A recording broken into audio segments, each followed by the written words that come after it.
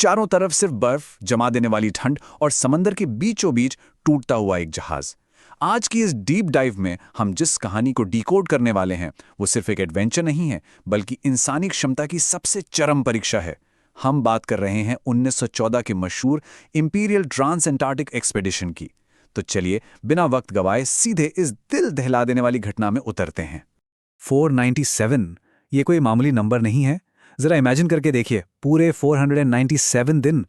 इतने दिनों तक 28 इंसानों ने बिना किसी ठोस जमीन पर कदम रखे धरती के सबसे खूंखार और जानलेवा माहौल में वक्त बिताया। लगातार 1.25 साल से भी ज्यादा समय तक उनके सामने सिर्फ बर्फ थी, जमा देने वाला पानी था और हर पल मंडराता मौत का खौफ था। अब यहाँ सबसे बड़ा सवाल जो दिमाग में आता है वो ये कि बिना किसी जीपीएस, बिना स्मार्टफोन और बिना किसी मॉडर्न रेस्क्यू इक्विपमेंट के इन 28 लोगों ने मौत को मात दी तो दी कैसे? इस एनालिसिस में हम आगे इसी नामुमकिन सी लगने वाली मिस्ट्री को डिकोड करेंगे और देखेंगे कि कैसे इंसान सच में हर बाधा को पार कर सकता है। तो इस कहानी की शुरुआत होती है साल 1914 में। एक बेहद एम्बिशियस एक्सप्लोरर थे, सर अर्नेस्ट शेकल्टन। उन्होंने एक ऐसा सपना देखा जो उस वक्त तक इतिहास में किसी ने पूरा नहीं किया था। उनका विजन बिल्कुल साफ था, पूरे अंटार्कटिका कॉन्टिनेंट को एक सिरे से दूसरे सिरे तक पैदल पार करना। ये एक ऐसा मिशन था जो एक्सप्लोरेशन की दुनिया में एक बहुत बड़ा कीर्तिमान स्थापित करने वाला था। लेकिन जो प्लान किया गया था और जो असल में हुआ, उसके बीच का अंतर सच में रोंगटे खड़े कर देने वाला था। प्लान तो ये था कि जहाज से अंटार्कटिका के तट पर उतरकर 2900 किलोमीटर का पैदल ट्रैक किया जाएगा, लेकिन हकीकत कुछ और ही थी। उनका एंडोरेंस नाम का जहाज अंटार्कटिका की जमीन पर पहुंचने से पहले ही वेडल सागर की बेहद घनी और सख्त बर्फ में बुरी तरह फंस गया। मतलब जहाज 1 इंच भी आगे नहीं खिसक सका। इस पूरी आपदा का स्केल समझना बहुत जरूरी है। चीजें बहुत तेजी से बिगड़ी। नवंबर 1914 में उन्होंने सफर शुरू किया था, लेकिन जनवरी आते आते जहाज पूरी तरह बर्फ में कैद हो गया। महीनों तक बर्फ के भयानक दबाव को झेलने के बाद फाइनली अक्टूबर 1915 में बर्फ की चट्टानों ने उस मजबूत जहाज को कुचल कर रख दिया और सर्वाइवल का यह भयानक संघर्ष मई 1916 तक चलता रहा। और माहौल कैसा था? -50 डिग्री सेल्सियस का जमा देने वाला तापमान। और अंटार्कटिका के सर्दियों का मतलब समझते हैं? महीनों तक 24 घंटे का घुप अंधेरा, सूरज की एक सिंगल किरण तक नहीं। इसी भयानक अंधेरे और हड्डी कपा देने वाली ठंड के बीच जहाज टूट रहा था और बर्फ का दबाव लगातार बढ़ता ही जा रहा था। जब वो विशाल जहाज फाइनली टूटकर बर्फ में धंसने लगा, तो क्रू मेंबर टॉम मैक्लॉयड के मुंह से जो शब्द निकले वो उस पल की दर्दनाक हकीकत बयां करते हैं। उन्होंने कहा, मुझे नहीं लगता अब हम अपने घर कभी वापस लौट पाएंगे। ये सिर्फ एक व्यक्ति का डर नहीं था, ये उस पूरी टीम की बेबसी थी। बाहरी दुनिया से उनका आखिरी संपर्क अब पूरी तरह टूट चुका था। अब जब जहाज पूरी तरह डूब गया तो सर्वाइवल के लिए उनके पास बचा ही क्या था? सिर्फ 3 छोटी लाइफ बोट्स, एक स्लेज और मुश्किल से 1 महीने का राशन। इमेजिन कीजिए, 28 लोग और वो भी अंटार्कटिका के समंदर में तैरते हुए बर्फ के एक टुकड़े पर। कोई रेस्क्यू की उम्मीद नहीं थी, किसी को खबर तक नहीं थी कि वो लोग जिंदा भी हैं या नहीं। राशन का हाल और भी बुरा था।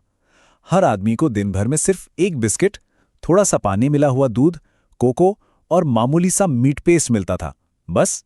लेकिन यहां शेकल्टन की लीडरशिप और चतुराई काम आई। उन्होंने अपनी टीम से खाने की असल कमी को लेकर झूठ बोला। क्यों?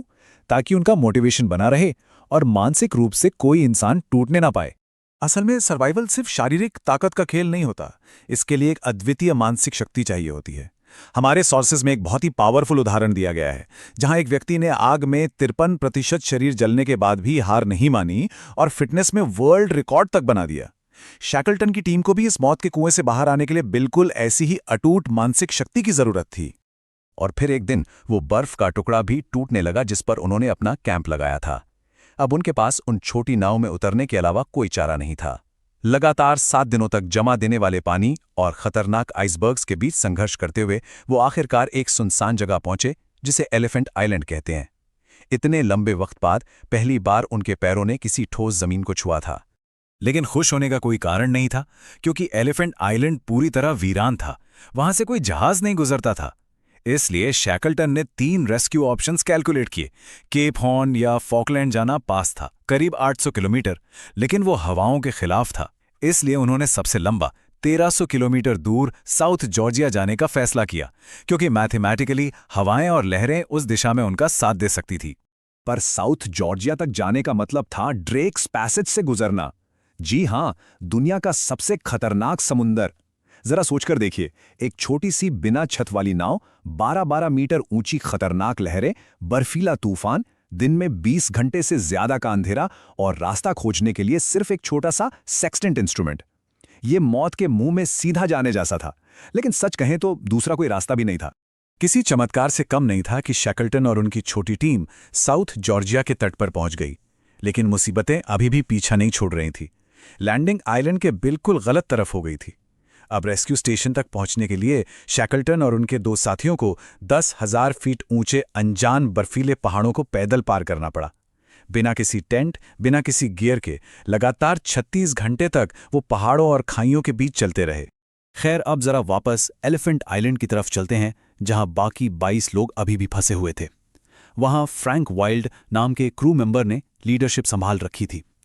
भयानक ठंड, भूख और गहरी निराशा के बीच फ्रैंक हर दिन अपने साथियों से पूरे कॉन्फिडेंस के साथ कहते, सामान बांट लो दोस्तों, बॉस आज आ सकते हैं। ये उनका अंधा विश्वास और अटूट आशा ही थी जिसने महीनों तक उन लोगों को मानसिक रूप से टूटने नहीं दिया। और यकीन मानिए, ये विश्वास सच साबित हुआ। अगस्त 1916 में कई नाकाम कोशिशों के बाद शैकल्टन एक चिलियन जहाज येल्चो लेकर एलिफेंट आइलैंड वापस पहुंच ही गए। और इस पूरी कहानी का सबसे बड़ा, सबसे अनबिलीवेबल चमत्कार क्या था? उन सभी 28 आदमियों में से एक की भी जान नहीं गई थी। हर एक इंसान इतने असंभव हालातों को मात देकर जिंदा बच गया। वैसे इस कहानी का एक बहुत ही शानदार ऐतिहासिक एंडिंग भी है। इस पूरी घटना के ठीक 106 साल बाद यानी 2022 में एक्सप्लोरर्स को वेडल सागर में 10,000 फीट नीचे शैकल्टन का वही एंड्योरेंस जहाज मिल गया। बर्फीले पानी और लकड़ी खाने वाले परजीवियों के न होने की वजह से वो आज भी बेहतरीन कंडीशन में बिल्कुल सुरक्षित रखा हुआ है।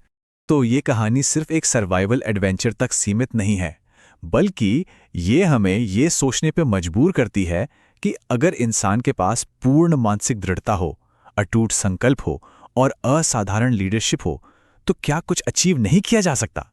जब सब कुछ खत्म लगे, तब भी उम्मीद हमें क्या कुछ नहीं करने की ताकत दे सकती है। इसी गहरे विचार के साथ हमारी आज की इस कहानी का ये सफ़र यहीं समाप्त